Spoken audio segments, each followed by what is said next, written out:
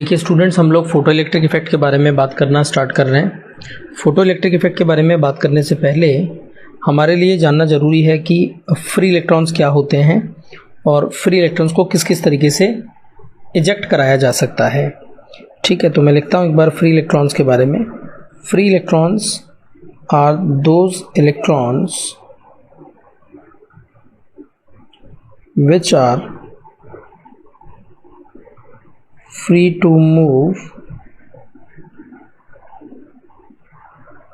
ठीक है, वो इलेक्ट्रॉन जो कि किसी भी मेटल या किसी भी सब्सटेंस में फ्री हो मूव करने के लिए, उन इलेक्ट्रॉन्स को हम फ्री इलेक्ट्रॉन्स बोल रहे हैं। अब फ्री इलेक्ट्रॉन्स के एमिशन के लिए क्या क्या तरीके हैं देखिएगा। Methods of emission of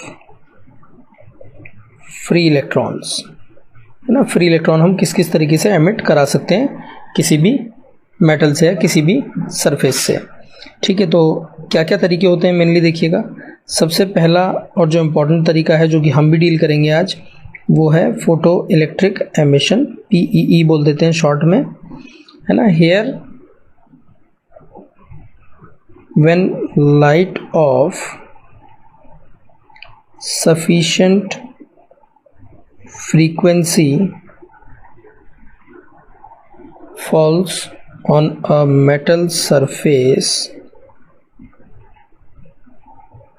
electrons get energy and hence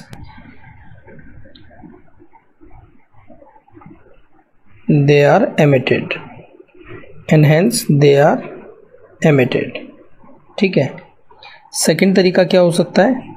second तरीका for the emission of electrons could be thermionic emission, है ना। थर्मियोनिक एमिशन नाम से क्लियर है। थर्मियोनिक एमिशन में क्या होगा, कुछ इलेक्ट्रॉन्स ऐसे होंगे जो थर्मल एनर्जी ले लेंगे और थर्मल एनर्जी लेकर के वो इजेक्ट हो जाएंगे मेटल सरफेस से। ठीक है, एक बार लिख लेते हैं इसके बारे में भी हम, थर्मियोनिक एमिशन। ठीक है, हेयर इलेक्ट्रॉन्स गेट सफिशिएंट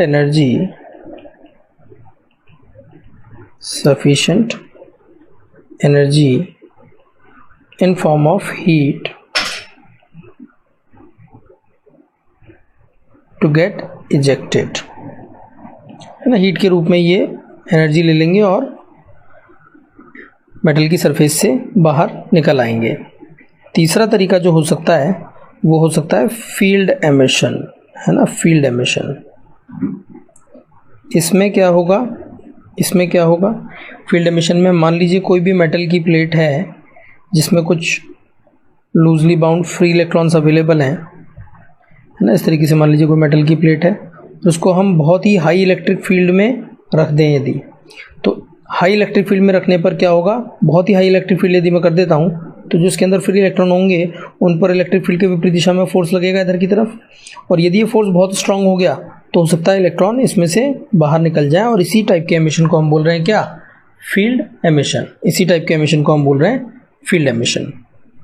चौथा जो तरीका हो सकता है इलेक्ट्रॉन्स के एमिशन का, उसको हम नाम दे रहे हैं सेकेंडरी एमिशन। इसमें क्या हो सकता है देखते हैं अपन, है ना। यहाँ पर आप ऐसा समझ सकते हैं कि बहुत ही हाई एनर्जी वाला कोई बीम ऑफ पार्टिकल आ रहा है, जैसे beam of neutron, beam of electron आ रहा है ना। तो उससे टक्कर की वजह से भी हो सकता है एटम के अंदर जो इलेक्ट्रॉन अवेलेबल हैं या जो भी मेटल के अंदर इलेक्ट्रॉन्स अवेलेबल हैं, they can get ejected out, है ना। तो यहाँ पे आप शॉर्ट में लिख सकते हैं जस्ट कि due to collision electrons are emitted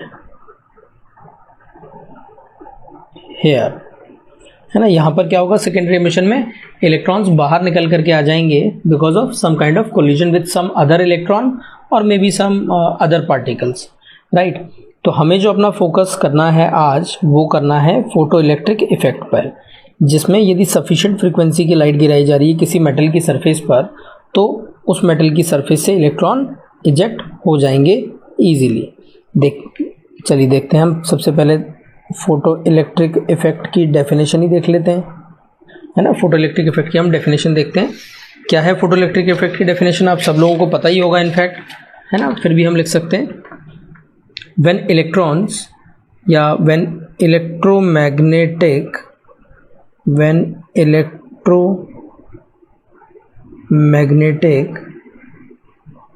radiations of suitable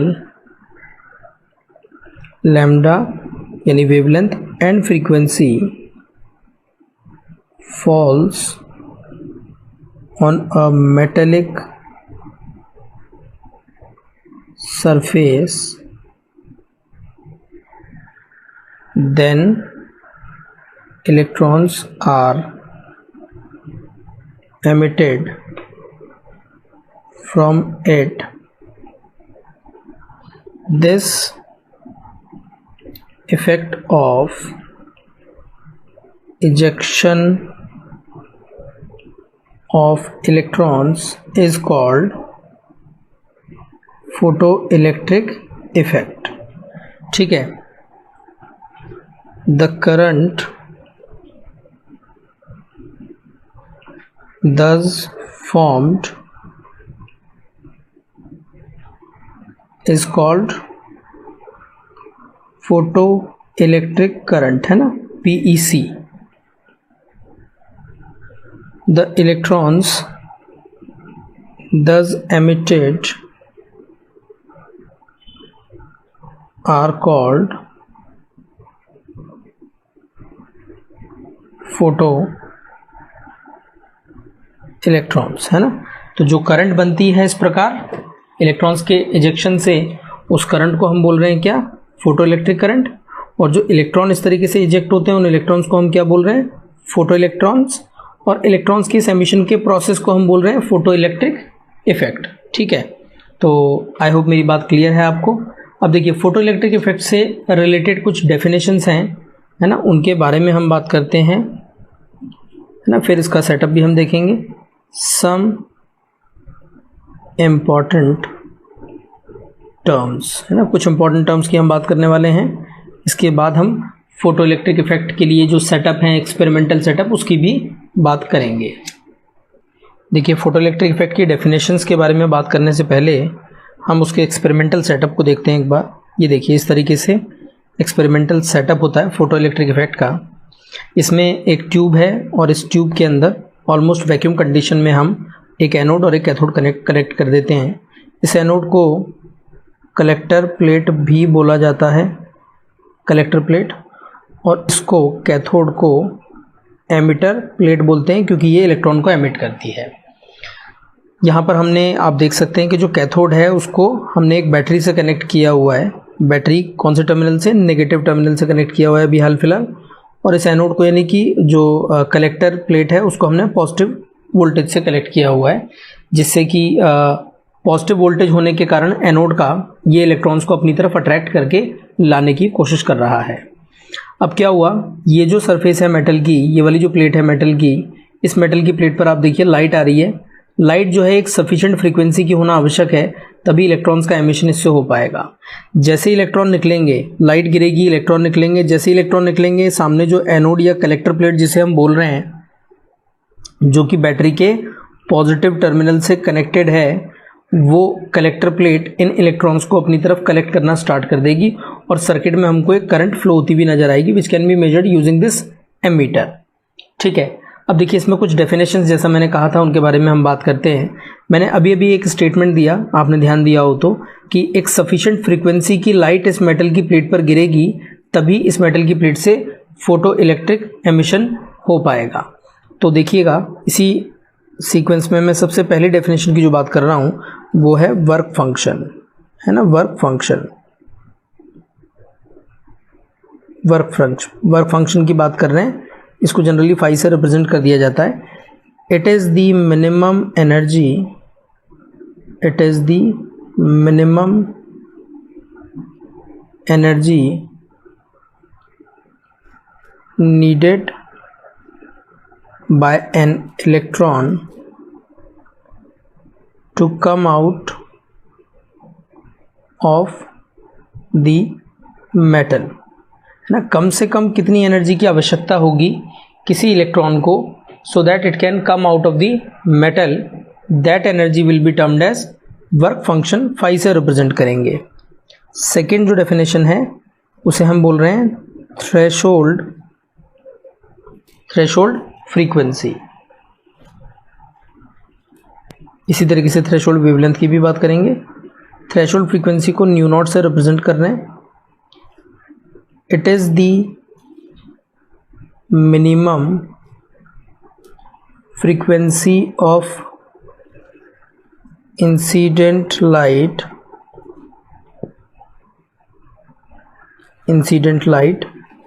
at which photoelectric effect starts, है ना, यानी कि इससे कम फ्रीक्वेंसी की यदि लाइट है, यदि थ्रेशोल्ड फ्रीक्वेंसी से कम फ्रीक्वेंसी की लाइट है तो फोटो इलेक्ट्रिक इफेक्ट स्टार्ट नहीं होगा, फोटो इलेक्ट्रिक एमिशन स्टार्ट नहीं होगा। इस फ्रीक्वेंसी से तो अधिक फ्रीक्वेंसी की लाइट होना ज़रूरी है ही। ठीक है, थर्ड डेफिनेशन की हम बात कर रहे हैं थ्रेशोल्ड वेवलेंथ, इसको लैम्डा नॉट से रिप्रेजेंट कर देते हैं। डेफिनेशन लिख देते हैं, it is the maximum wavelength of incident radiation up to which photoelectric effect takes place, है ना। ये वो मैक्सिमम वेवलेंथ है, जहाँ तक फोटो इलेक्ट्रिक इफेक्ट हो पाएगा। यदि आपने इससे ज़्यादा कर दी वेवलेंथ, यदि आपने लैम्डा को लैम्डा नॉट से ज़्यादा कर दिया, it implies photo electric effect will not take place, है ना, it will not take place if the wavelength incident wavelength is more than the threshold wavelength. तो थ्रेशोल्ड वेवलेंथ से कम ही होनी चाहिए वेवलेंथ हमेशा। एक और डेफिनेशन की हम बात करते हैं विच इज़ स्टॉपिंग पोटेंशियल। इसको थोड़ा ध्यान से समझना है हमें। स्टॉपिंग पोटेंशियल, है ना, स्टॉपिंग पोटेंशियल की बात कर रहे हैं। It is that minimum negative potential given to collector plate को हम एनोड भी बोल रहे थे, है ना, given to collector plate at which photo electric effect stops, है ना। देखिएगा, ध्यान से समझिएगा, ऊपर मैं आपको फिगर पे लेके चलता हूँ। देखिए, हमने इस एनोड को, आप देख सकते हैं जो एनोड है इसको मैंने कैसे टर्मिनल बनाया हुआ है, किससे कनेक्ट किया हुआ है, पॉजिटिव टर्मिनल से कनेक्ट किया हुआ है बैटरी के। यानी कि इसका यदि वोल्टेज पॉजिटिव है तो ये इलेक्ट्रॉन्स को अपनी ओर अट्रैक्ट करेगा, ये वाली प्लेट इलेक्ट्रॉन्स को अपनी तरफ अट्रैक्ट करेगी। बट यदि मैं इस प्लेट को नेगेटिव करने लग जाऊँ, यदि मैं इस प्लेट को नेगेटिव कर दूँ, तो जैसे जैसे मैं इस प्लेट का नेगेटिव वोल्टेज बढ़ाता जाऊँगा, इन इलेक्ट्रॉन्स को रिपल्शन फेस होता जाएगा, इस इलेक्ट्रॉन को भी रिपल्शन फेस होगा। जितना ज़्यादा नेगेटिव वोल्टेज उतना ज़्यादा रिपल्शन फोर्स।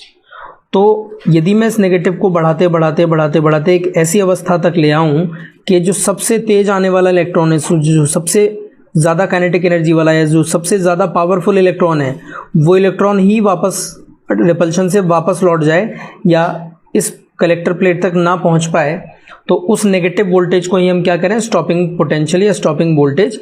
स्टॉपिंग पोटेंशियल पर फोटो इलेक्ट्रिक इफेक्ट जो है बंद हो जाएगा, स्टॉप हो जाएगा, इलेक्ट्रॉन्स कलेक्टर प्लेट पर पहुंचना बंद कर देंगे, है ना। यदि सभी इलेक्ट्रॉन्स या कोई भी इलेक्ट्रॉन यदि कलेक्टर प्लेट पर नहीं पहुंच पा रहा है किसी नेगेटिव वोल्टेज के कॉरस्पॉन्डिंग, तो उसी मिनिमम नेगेटिव वोल्टेज को हम क्या बोल रहे हैं, स्टॉपिंग पोटेंशियल बोल रहे हैं।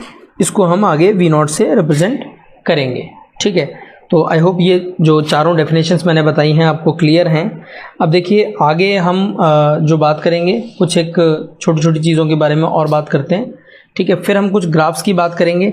चलिए एक डेफिनेशन और मैं बता देता हूँ आपको, है ना। एक और डेफिनेशन की बात कर लेते हैं, सिंपल सी है, क्वांटम एफिशिएंसी, है ना। हर मेटल की जो प्लेट है उसके लिए हम उसकी एक क्वांटम एफिशिएंसी डिफाइन कर सकते हैं। ईटा से रिप्रेजेंट कर देता हूँ मैं इसको, क्वांटम एफिशिएंसी को।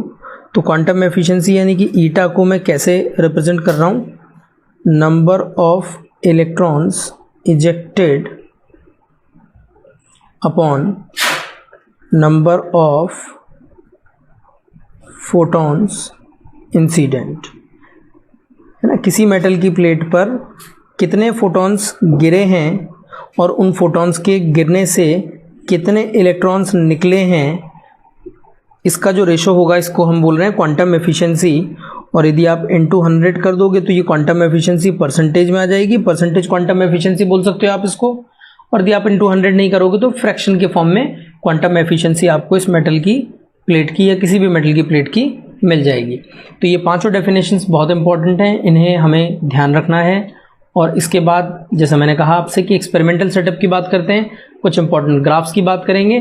फिर आइंस्टीन ने किस तरीके की बात की फोटो इलेक्ट्रिक इफेक्ट को एक्सप्लेन करने के लिए एनर्जी कंजर्वेशन के आधार पर, उस चीज़ के बारे में हम बात करेंगे।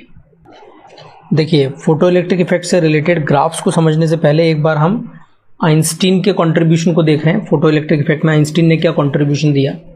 देखिए आइंस्टीन के इस कंट्रीब्यूशन के लिए आइंस्टीन को नोबेल प्राइज़ भी मिला था, है ना। आइंस्टीन ने फोटो इलेक्ट्रिक इफेक्ट में जो भी स्टडी की, जो भी बातें बताई, उनके लिए ही आइंस्टीन को नोबेल प्राइज़ भी दिया गया था। देखिए पहले तक ये माना जाता था कि लाइट एक वेव की तरह बिहेव करती है ना, light behaves as a wave. But Einstein ने फोटो इलेक्ट्रिक इफेक्ट को स्टडी किया और उसमें उन्होंने बताया कि photo electric effect can not be explained using the wave theory, है ना। Photo electric effect can not be explained using wave theory. क्यों नहीं एक्सप्लेन कर सकते वो मैं थोड़ा सा लेट बताऊंगा आपको, है ना। तो आइंस्टीन ने हेल्प ली प्लैंक की जो क्वांटम थ्योरी थी, उस प्लैंक्स क्वांटम थ्योरी की उन्होंने हेल्प ली, है ना। प्लैंक्स क्वांटम थ्योरी की उन्होंने हेल्प ली और प्लैंक की क्वांटम थ्योरी के बेसिस पर या उसकी हेल्प से उन्होंने फोटो इलेक्ट्रिक इफेक्ट को एक्सप्लेन किया, ये मानते हुए कि जो लाइट का बिहेवियर है वो एज अ वेव नहीं है, इनफैक्ट एज अ पार्टिकल है, as a quantum of energy है, ठीक है। तो प्लैंक की क्वांटम थ्योरी क्या कहती थी, प्लैंक की क्वांटम थ्योरी कहती थी कि light travels in form of energy packets, in form of energy packets, ठीक है। Light travels in form of energy packets और हर पैकेट की जो एनर्जी होगी वो कितनी होगी, h न्यू होगी। h प्लैंक्स कांस्टेंट है और न्यू है फ्रीक्वेंसी ऑफ द लाइट। इसी को यूज में लेकर के आइंस्टीन ने भी कहा कि पार्टिकल नेचर यदि लाइट का मान लिया जाए, क्वांटम नेचर लाइट का यदि मान लिया जाए, तो फोटो इलेक्ट्रिक इफेक्ट को हम आसानी से एक्सप्लेन कर सकते हैं। तो उन्होंने इसी आधार पर अपनी एक इक्वेशन दी। उन्होंने कहा कि जो भी लाइट हम गिराएंगे, है ना, this is the frequency of incident light, है ना, this the frequency of incident light. जो भी लाइट एनर्जी हम गिराएंगे, सिंपल है, कुछ खास नहीं है, बस इसमें एनर्जी कंजर्वेशन को उन्होंने इस्तेमाल किया। तो उन्होंने कहा कि h nu is equal to, H nu वो एनर्जी जो हमने गिराई है मेटल की प्लेट पर, उसमें से एच न्यू नॉट, जिसे हम वर्क फंक्शन भी बोलते हैं। याद रखिए ऊपर मैंने डिफाइन किया था वर्क फंक्शन को फाई के रूप में, और फाई को आप हमेशा एच न्यू नॉट लिख सकते हो, जहाँ पर न्यू नॉट क्या है, थ्रेशोल्ड फ्रीक्वेंसी है। तो एच न्यू जो इंसिडेंट एनर्जी है, that is getting spent in two forms, है ना। जो भी एनर्जी हम गिरा रहे हैं वो एनर्जी दो पार्ट्स में कंज्यूम हो सकती है।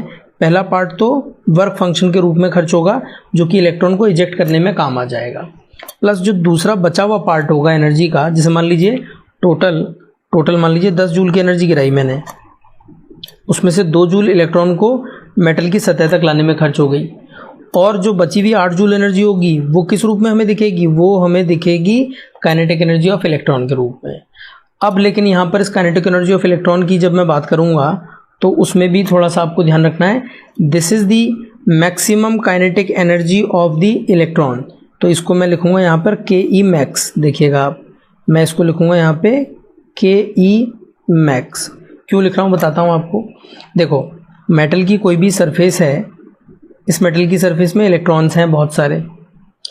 किसी भी एक इलेक्ट्रॉन ने मान लो 10 जूल एनर्जी का फोटोन एब्जॉर्ब किया, अभी इलेक्ट्रॉन बाहर निकलेगा। अब यदि ये एकदम फ्री हुआ या आउटर मोस्ट सरफेस पे ही हुआ तो एकदम से बाहर आ जाएगा बिल्कुल इजीली, बिना किसी कोलिजन के। और 10 जूल में से 2 जूल इसने अपना वर्क फंक्शन के रूप में खर्च कर लिया, बची हुई 8 जूल को ये क्या करेगा, अपनी काइनेटिक एनर्जी के रूप में लेकर के बाहर आ जाएगा। बट मान लीजिए ये इलेक्ट्रॉन इजीली सतह तक नहीं आ पाया और ये इलेक्ट्रॉन अपने आसपास के अन्य इलेक्ट्रॉन से या पार्टिकल से टकराने लगा और उस टक्कर में यदि इसने अपनी एनर्जी लूज करना शुरू की तो बाहर सतह पर ये ऑब्वियस सी बात है 2 जूल तो वर्क फंक्शन है, उतनी एनर्जी तो चाहिए ही चाहिए अपने को, है ना। वर्क फंक्शन है 2 जूल तो वो एनर्जी तो खर्च होगी प्लस मान लो कोलिजन्स में 3 जूल एनर्जी और खर्च हो गई, तो 2 जूल वर्क फंक्शन में और 3 जूल हो गई किसमें, कोलिजन में। तो बाहर जब इलेक्ट्रॉन आएगा तो कितनी एनर्जी लेके आ पाएगा, मात्र 2 जूल हो गई वर्क फंक्शन में खर्च और 3 जूल हो गई कोलिजन्स में खर्च। तो बाहर मिली कितनी, खाली 5 जूल की एनर्जी मिली। तो हम यहाँ पर कह रहे हैं कि ये इक्वेशन उस इलेक्ट्रॉन के लिए लिखी गई है which do not encounter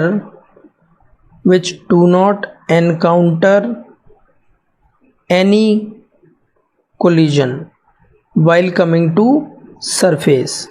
जब ये मेटल को छोड़ करके सतह तक आ रहा है इलेक्ट्रॉन, तो ये इक्वेशन मैंने उस इलेक्ट्रॉन के लिए लिखी है जिसकी किसी भी अन्य पार्टिकल से अन्य इलेक्ट्रॉन से टक्कर ना हुई हो, और टक्कर नहीं हुई होगी तो उसने एनर्जी लूज नहीं की होगी। तो ये जो इलेक्ट्रॉन होगा ये अधिकतम काइनेटिक एनर्जी लेकर के आने वाला इलेक्ट्रॉन होगा, ये वाला, है ना। मैक्सिमम काइनेटिक एनर्जी लेकर के यही इलेक्ट्रॉन आया होगा।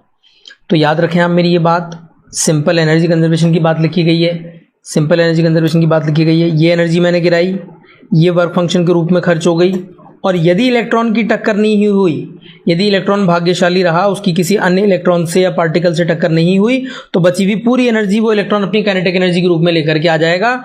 और क्योंकि उसकी किसी और से टक्कर नहीं हुई है, उसने एनर्जी बिल्कुल भी लूज नहीं करी है, तो यानी कि वो अधिकतम काइनेटिक एनर्जी ही लेकर के लौटेगा बाहर की तरफ।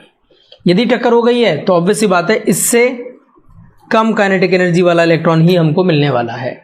तो this equation is valid for that electron which is having the maximum kinetic energy and which has not encountered any collision with any other particle, right. I hope मेरी बात क्लियर है आपको। सिंपल एनर्जी की conservation की equation है, H new Giri, H nu not work function में खर्च हो गई, जो बची वो काइनेटिक एनर्जी के रूप में इलेक्ट्रॉन लेकर के आ जाएगा यदि उसकी टक्कर नहीं हुई तो। और यदि टक्कर हो गई तो कुछ टक्कर में लूज हो जाएगी एनर्जी, और जो बचा रहेगा वो बाहर लेकर के इलेक्ट्रॉन आसानी से आ जाएगा। ठीक है, तो ये इक्वेशन सबसे इंपॉर्टेंट है, आपको ध्यान रखनी है। क्वेश्चंस ज़्यादातर हम इसी इक्वेशन के आधार पर करेंगे, ध्यान रखना है आपको। इसी में एक छोटा सा मॉडिफिकेशन और कर सकते हैं। मान लो अब देखो, जो मैक्सिमम काइनेटिक एनर्जी लेकर के आने वाला इलेक्ट्रॉन है ना, ये इलेक्ट्रॉन है, मान लो मैक्सिमम काइनेटिक एनर्जी लेकर के आ रहा है। अब मुझे इस इलेक्ट्रॉन को रोकना है, मुझे इस इलेक्ट्रॉन को स्टॉप करना है। तो मैंने क्या किया, मैंने जो कलेक्टर प्लेट थी ना उसका वोल्टेज नेगेटिव बढ़ाना शुरू कर दिया। और एक नेगेटिव वोल्टेज ऐसा होगा जिस पर ये हाईएस्ट काइनेटिक एनर्जी वाला इलेक्ट्रॉन रुक जाएगा।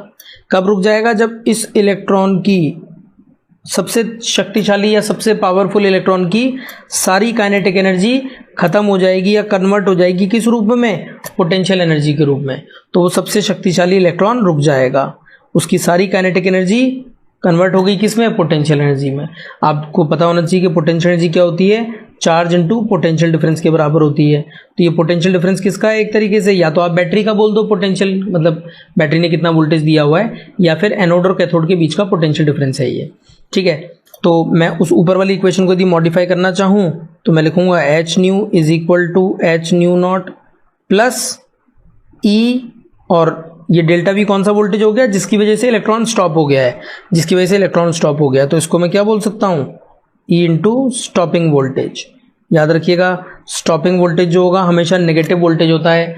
स्टॉपिंग वोल्टेज जो होता है हमेशा नेगेटिव वोल्टेज होता है, क्योंकि हम एनोड को नेगेटिव बैटरी से नेगेटिव प्लेट से कनेक्ट करने वाले होते हैं बैटरी के, ठीक है। बट यहाँ पर हमें स्टॉपिंग पोटेंशियल का सिर्फ मैग्नीट्यूड इस्तेमाल करना है ना। यहाँ पे हमें स्टॉपिंग पोटेंशियल का क्या इस्तेमाल करना है, मैग्नीट्यूड इस्तेमाल करना है ना। या तो इस स्टॉपिंग पोटेंशियल का मैग्नीट्यूड इस्तेमाल करो और इलेक्ट्रॉन का भी मैग्नीट्यूड ही इस्तेमाल करो।